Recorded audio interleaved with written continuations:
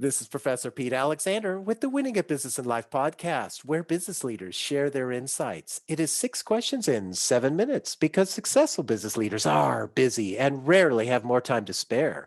So let's get to it. Question number one, in a few sentences, please tell me who you are and what you do. Yeah, well, first off, I resonate so much with what you just said because I think in running my own business, I'm seeing how very little time that I do actually have. My name is Matthew Deibler, and I am the founder of the Lamp on the Stand Motivational Ministry. I am also an author of a book. It's called The Devil and the Children of God at the End of the World. And I am the creator of an online mental health community called The Outlet. Well, Matthew, it is an absolute pleasure to have you on the show, and you and I are friends, so it's really exciting for me. Question number two, what is something that makes you smile and or laugh about working in your industry? Oh, so a number of things. I would, as it relates to making me smile, I think it's, hearing the stories of other people's redemption, the difficulties that they've encountered throughout their life, whether that's a mental health journey, whether it's specifically a spiritual journey, but, being a part of their lives in a way where they feel that I am trustworthy, that I am a source that they can go to have a conversation, to find guidance. When they share those stories very openly with me and I can participate in their victories, it's just so fulfilling. And it leads me to feeling so motivated in the work that I do and so passionate about pursuing it further because hearing the redemption and the overcome in other people's work is just so moving to me. So I'd say that that's probably the one thing that gives me the most joy. Absolutely hear it in your voice. That passion is just coming through and it gives me chills. So I really enjoy that. Question number three.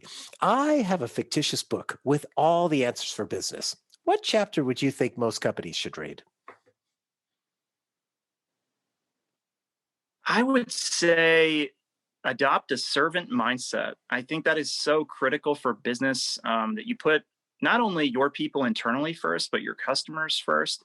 You think about how you would want to be treated if you were an employee or if you were a client, and really make that your priority. Obviously, we all want to be successful. We all have a desire to earn an income. We want to build, we want to grow revenues. But I think if we make those other things a priority, then everything else just kind of follows suit. I like what you're saying there, and I would agree because there's not only is it being able to serve others, but there is this sense of accomplishment and making a difference that is you can't quantify that, but it's so important. Would you agree? So true, 100%. I mean, Mhm. and I think that that is really like the servant mentality, in that you believe that you're providing value to these individuals' lives that goes far beyond just a business transaction, that you are engaged with them in a way that is transformational in some fashion or another. And that is really moving. And I think that is what can fuel a business to unprecedented levels. Totally agree. Question number four. Other than the generic work harder, have a great attitude, and care for customers, what advice or insight would you give to other business leaders? Yeah, I would say one thing that I think is really important is that you know your people. And I think that goes beyond knowing them for the skills that they utilize in their 9 to 5 work, because they may be, fulfilling a specific role for your organization, that, maybe accentuates their skills, but perhaps there's other things that they can be doing for you. There's other value that they can bring to the table.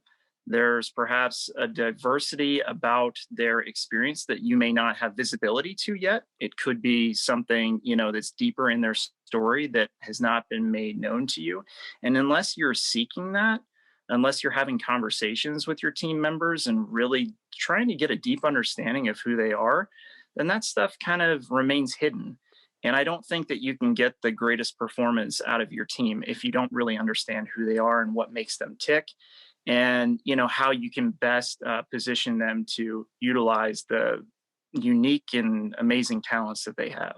And everything that you're saying, I think that if you implement that, I would imagine that it also builds a lot of trust and loyalty within the organization. Would you Oh, agree? yeah, absolutely. I think that really establishes a culture that wraps its arms around its people. And when you have that trust and you have that loyalty established, you're going to get people that are committed for the long term, that are willing to go the extra mile, that are willing to fight, for the business.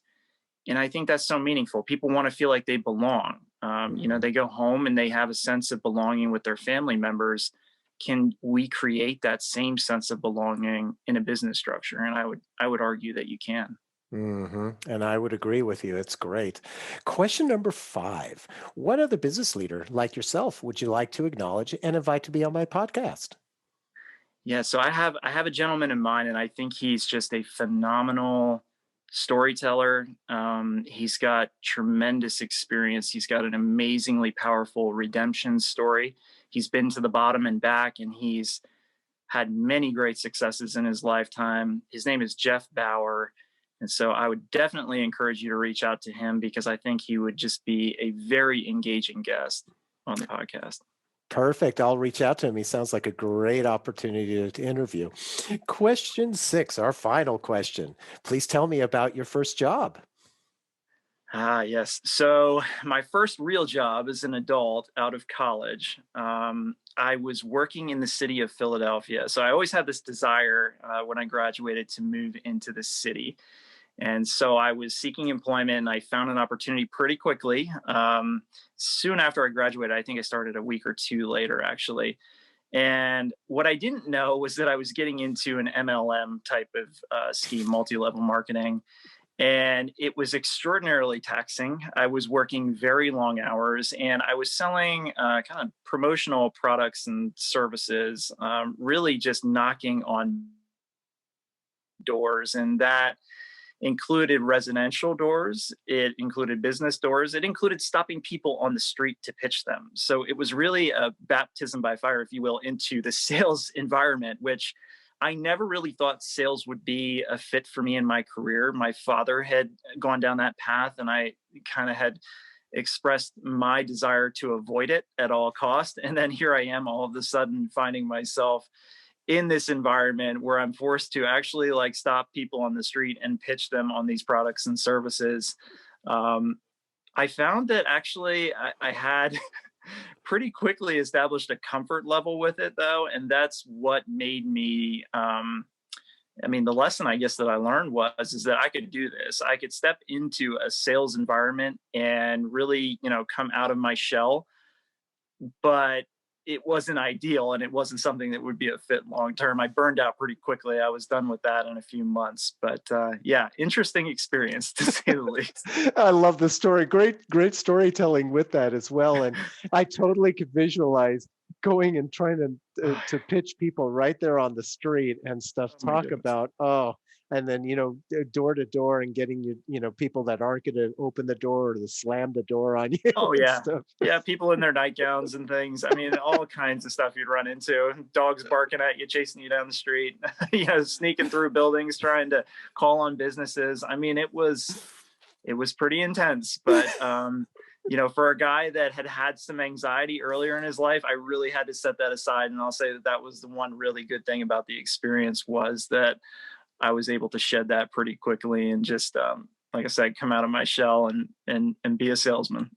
There's always a silver lining, and that's it for that situation. So I'm glad you remember that.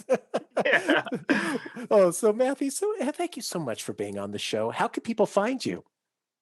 You can find me via LinkedIn. I'm pretty active on that platform. I'm creating content almost daily. You can also find me at my website, which is lamponthestand.com. And there is contact information to reach me at my Gmail account for the business as well. So a variety of ways. We have Lamp on the Stand Motivational Ministry has an active page on Facebook. We've got about 67,000 followers or so on there. So if you're looking for spiritual inspiration, that's a good place to find us. Do daily scripture. And I also share some of the other content that I do on the other platforms on that channel as well. Perfect. This is Professor Pete Alexander with the Winning at Business and Life podcast. Thanks for listening.